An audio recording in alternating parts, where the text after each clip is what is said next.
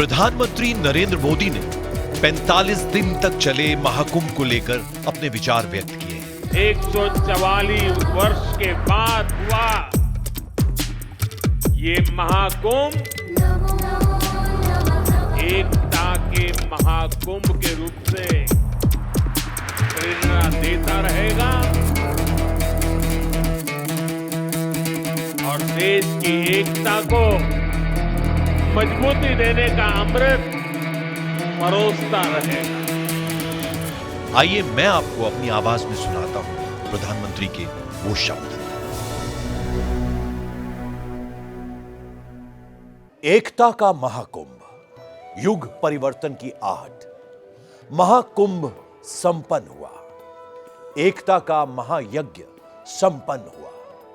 जब एक राष्ट्र की चेतना जागृत होती है, जब वो सैकड़ों साल की गुलामी की मानसिकता के सारे बंधनों को तोड़कर नव चैतन्य के साथ हवा में सांस लेने लगती है, तो ऐसा ही दृश्य उपस्थित होता है जैसा हमने 13 जनवरी के बाद से प्रयागराज में एकता के महाकुंभ में देखा। 22 जनवरी 2024 को अयोध्या में राम मंदिर के प्राण प्रतिष्ठा समारोह में मैंने देवभक्ति से देशभक्ति की बात कही थी। प्रयागराज में महाकुंभ के दौरान सभी देवी देवता जुटे, संत महात्मा जुटे, बाल वृद्ध जुटे, महिलाएं युवा जुटे और हमने देश की जागृत चेतना का साक्षात्कार किया। यह महाकुंभ एकता का महाकुंभ था, जहां 140 करोड़ देशवासियों की आस्था एक साथ एक समय में इस एक पर्व से आकर जुड़ गई थी। तीर्थराज प्रयाग के इसी क्षेत्र में एकता, समरसता और प्रेम का पवित्र क्षेत्र श्रृंगवेरपुर भी है, जहां प्रभु श्री राम और निषाद राज का मिलन हुआ था। उनके मिलन का वो प्रसंग भी हमारे इतिहास में भक्ति और सद्भाव के संगम की तरह ही है। प्रयागराज का यह तीर्थ आज भी हमें एकता और समरसता की वो प्रेरणा देता है। बीते 45 दिन प्रतिदिन मैंने देखा कैसे देश के कोने कोने से लाखों लाख लोग संगम तट की ओर बढ़े जा रहे हैं। संगम पर स्नान की भावनाओं का ज्वार लगातार बढ़ता ही जा रहा है। हर श्रद्धालु बस एक ही धुन में था, संगम में स्नान। मां गंगा, यमुना, सरस्वती की त्रिवेणी हर श्रद्धालु को उमंग, ऊर्जा और विश्वास के भाव से भर रही थी। प्रयागराज में हुआ महाकुंभ का यह आयोजन आधुनिक युग के मैनेजमेंट प्रोफेशनल्स के लिए, प्लानिंग और पॉलिसी एक्सपर्ट्स के लिए नए सिरे से अध्ययन का विषय बना हुआ है। आज पूरे विश्व में इस तरह के विराट आयोजन की कोई दूसरी तुलना नहीं है। ऐसा कोई दूसरा उदाहरण भी नहीं है। पूरी दुनिया हैरान है कि कैसे एक नदी के तट पर, त्रिवेणी संगम पर इतनी बड़ी संख्या में, करोड़ों की संख्या में लोग जुटे। इन करोड़ों लोगों को ना औपचारिक निमंत्रण था, ना ही किस समय पहुंचना है उसकी कोई पूर्व सूचना थी। बस लोग महाकुंभ चल पड़े और पवित्र संगम में डुबकी लगाकर धन्य हो गए। मैं वो तस्वीर भूल नहीं सकता। स्नान के बाद असीम आनंद और संतोष से भरे वो चेहरे नहीं भूल सकता। महिलाएं हों, बुजुर्ग हों, हमारे दिव्यांगजन हों, जिससे जो बन पड़ा वो साधन करके संगम तक पहुंचा। और मेरे लिए यह देखना बहुत ही सुखद रहा कि बहुत बड़ी संख्या में भारत की आज की युवा पीढ़ी प्रयागराज पहुंची। भारत के युवाओं को इस तरह महाकुंभ में हिस्सा लेने के लिए आगे आना एक बहुत बड़ा संदेश है। इससे यह विश्वास दृढ़ होता है कि भारत की युवा पीढ़ी हमारे संस्कार और संस्कृति की वाहक है और इसे आगे ले जाने का दायित्व समझती है और इसे लेकर संकल्पित भी है, समर्पित भी है। इस महाकुंभ में प्रयागराज पहुंचने वालों की संख्या ने निश्चित तौर पर एक नया रिकॉर्ड बनाया है। लेकिन इस महाकुंभ में हमने यह भी देखा कि जो प्रयाग नहीं पहुंच पाए, वो भी इस आयोजन से भाव विभोर होकर जुड़े। कुंभ से लौटते हुए जो लोग त्रिवेणी तीर्थ अपने साथ लेकर गए, उस जल की कुछ बूंदों ने भी करोड़ों भक्तों को कुंभ स्नान जैसा ही पुण्य दिया। कितने ही लोगों का कुंभ से वापसी के बाद गांव-गांव में जो सत्कार हुआ, जिस तरह पूरे समाज ने उनके प्रति श्रद्धा से सिर झुकाया, वो अविस्मरणीय है। ये कुछ ऐसा हुआ है जो बीते कुछ दशकों में पहले कभी नहीं हुआ। ये कुछ ऐसा हुआ है जो आने वाली कई कई शताब्दियों की एक नींव रख गया है। प्रयागराज में जितनी कल्पना की गई थी उससे कहीं अधिक संख्या में श्रद्धालु वहां पहुंचे। इसकी एक वजह यह भी थी कि प्रशासन ने भी पुराने कुंभ के अनुभवों को देखते हुए ही अंदाजा लगाया था। लेकिन अमेरिका की आबादी के करीब दोगुने लोगों ने एकता के महाकुंभ में हिस्सा लिया, डुबकी लगाई। आध्यात्मिक क्षेत्र में रिसर्च करने वाले लोग करोड़ों भारतवासियों के इस उत्साह पर अध्ययन करेंगे तो पाएंगे कि अपनी विरासत पर गौरव करने वाला भारत अब एक नई ऊर्जा के साथ आगे बढ़ रहा है। मैं मानता हूं यह युग परिवर्तन की वो आहट है जो भारत का नया भविष्य लिखने जा रही है। साथियों, महाकुंभ की इस परंपरा से हजारों वर्षों से भारत की राष्ट्रीय चेतना को बल मिल रहा है। हर पूर्ण कुंभ में समाज की उस समय की परिस्थितियों पर ऋषियों, मुनियों, विद्वज्जनों द्वारा 45 दिनों तक मंथन होता था। इस मंथन में देश को, समाज को नए दिशा निर्देश मिलते थे। इसके बाद हर 6 वर्ष में अर्धकुंभ में परिस्थितियों और दिशा निर्देशों की समीक्षा होती थी। 12 पूर्ण कुंभ होते होते यानी 144 साल के अंतराल पर जो दिशा निर्देश, जो परंपराएं पुरानी पड़ चुकी होती थी, उन्हें त्याग दिया जाता था। आधुनिकता को स्वीकार किया जाता था और युगानुकूल परिवर्तन करके नए सिरे से नई परंपराओं को गढ़ा जाता था। 144 वर्षों के बाद होने वाले महाकुंभ में ऋषियों, मुनियों द्वारा उस समय काल और परिस्थितियों को देखते हुए नए संदेश भी दिए जाते थे। अब इस बार 144 वर्षों के बाद पड़े इस तरह के पूर्ण महाकुंभ ने भी हमें भारत की विकास यात्रा के नए अध्याय का संदेश दिया है।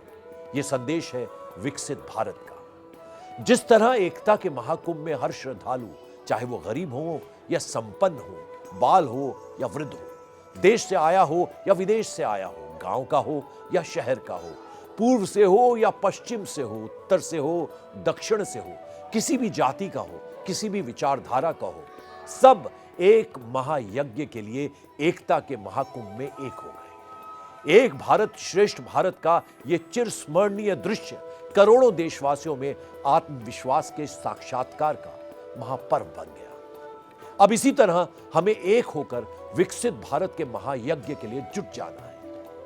साथियों, आज मुझे वो प्रसंग भी याद आ रहा है जब बालक रूप में श्री कृष्ण ने माता यशोदा को अपने मुख में ब्रह्मांड के दर्शन कराए थे। वैसे ही इस महाकुंभ में भारतवासियों ने और विश्व ने भारत के सामर्थ्य के विराट स्वरूप के दर्शन किए हैं। हमें अब इसी आत्मविश्वास से एक निष्ठ होकर विकसित भारत के संकल्प को पूरा करने के लिए आगे बढ़ना है। भारत की ये एक ऐसी शक्ति है जिसके बारे में भक्ति आंदोलन में हमारे संतों ने राष्ट्र के हर कोने में अलग जगाई थी। विवेकानंद हो या श्री अरबिंदो हो, हर किसी ने हमें इसके बारे में जागरूक किया था। इसकी अनुभूति गांधी जी ने भी आजादी के आंदोलन के समय की थी। आजादी के बाद भारत की इस शक्ति के विराट स्वरूप को यदि हमने जाना होता और इस शक्ति को सर्वजन हिताय, सर्वजन सुखाय की ओर मोड़ा होता, तो ये गुलामी के प्रभावों से बाहर निकलते भारत की बहुत बड़ी शक्ति बन जाती। लेकिन हम तब ये नहीं कर पाए। अब मुझे संतोष है, खुशी है कि जनता जनार्दन की यही शक्ति विकसित भारत के लिए एकजुट हो रही है। वेद से विवेकानंद तक और उपनिषद से उपग्रह तक भारत की महान परंपराओं ने इस राष्ट्र को गढ़ा है। मेरी कामना है एक नागरिक के नाते अनन्य भक्ति भाव से अपने पूर्वजों का, हमारे ऋषियों मुनियों का पुण्य स्मरण करते हुए एकता के महाकुंभ से हम नई प्रेरणा लेते हुए नए संकल्पों को साथ लेकर चलें। हम एकता के महामंत्र को जीवन मंत्र बनाएं। देश सेवा में ही देव सेवा, जीव सेवा में ही शिव सेवा के भाव से स्वयं को समर्पित करें। साथियों, जब मैं काशी चुनाव के लिए गया था तो मेरे अंतर्मन के भाव शब्दों में प्रकट हुए थे और मैंने कहा था, मां गंगा ने मुझे बुलाया है। इसमें एक दायित्व बोध भी था। हमारी मां स्वरूप नदियों की पवित्रता को लेकर, स्वच्छता को लेकर प्रयागराज में भी गंगा, यमुना, सरस्वती के संगम पर मेरा यह संकल्प और दृढ़ हुआ है। गंगा जी, यमुना जी, हमारी नदियों की स्वच्छता हमारी जीवन यात्रा से जुड़ी है। हमारी जिम्मेदारी बनती है कि नदी चाहे छोटी हो या बड़ी, हर नदी को जीवनदायिनी मां का प्रतिरूप मानते हुए हम अपने यहां सुविधा के अनुसार नदी उत्सव जरूर मनाएं। ये एकता का महाकुंभ हमें इस बात की प्रेरणा देकर गया है कि हम अपनी नदियों को निरंतर स्वच्छ रखें, इस अभियान को निरंतर मजबूत करते रहें। मैं जानता हूं इतना विशाल आयोजन आसान नहीं था।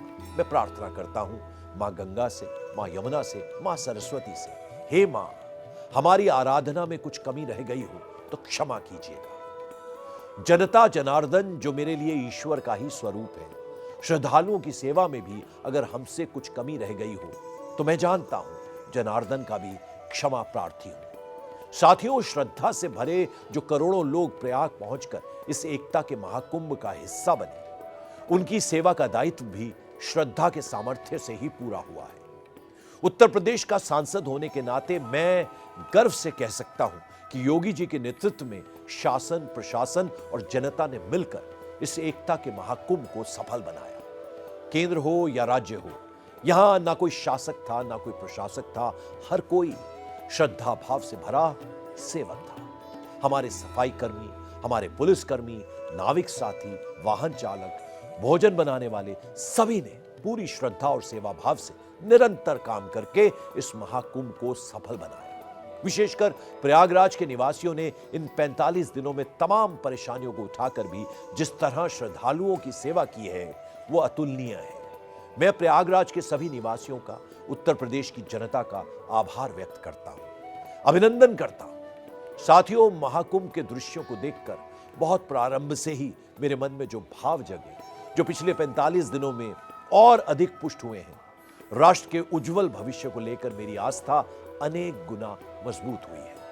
140 करोड़ देशवासियों ने जिस तरह प्रयागराज में एकता के महाकुंभ को आज के विश्व की एक महान पहचान बना दिया, वो अद्भुत है। देशवासियों के इस परिश्रम से, उनके प्रयास से, उनके संकल्प से अभिभूत मैं जल्दी ही द्वादश ज्योतिर्लिंग में से प्रथम ज्योतिर्लिंग श्री सोमनाथ के दर्शन करने जाऊंगा और श्रद्धा रूपी संकल्प पुष्प को समर्पित करते हुए हर भारतीय के लिए प्रार्थना करूंगा। महाकुंभ का स्थूल स्वरूप महाशिवरात्रि को पूर्णता प्राप्त कर गया है, लेकिन मुझे विश्वास है मां गंगा की अविरल धारा की तरह महाकुंभ की आध्यात्मिक चेतना की धारा और एकता की धारा निरंतर बहती रहेगी।